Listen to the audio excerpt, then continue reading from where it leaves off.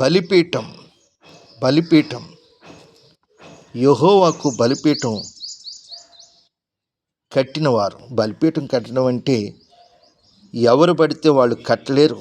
దేవుని కృప, దేవుని ఆత్మ, దేవుని యొక్క అనుగ్రహం కావాలి. నోవహు బలిపీఠం కట్టాడు.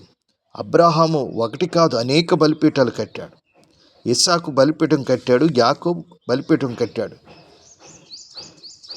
అబ్రహాము, ఇస్సాకు, యాకోబు ఈ ముగ్గురు కూడా బలిపీఠాలు బాగా కట్టారు.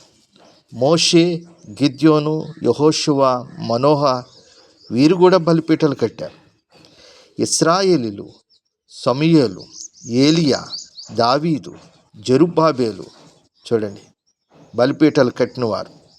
ఇవే కాకుండా మిగతా వాక్య రిఫరెన్స్లో కూడా మనం చూడగలుగుతాం. నోవహు, అబ్రహాము, ఇస్సాకు, యాకోబు, మోషే, గిద్యోను, యెహోషువ, మనోహ, ఇశ్రాయేలీలు, సమూయేలు, ఏలియా, దావీదు, జెరుబ్బాబెలు.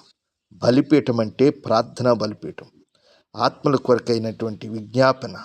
మన జీవితాలు సరిచేసుకోవడానికి అనుదినము ఆయన పాద సన్నిధిలో ఉండటమే బలిపీఠానికి నిర్మాణం ఏర్పాటు చేసుకోవడం, నిర్మించుకోవడం.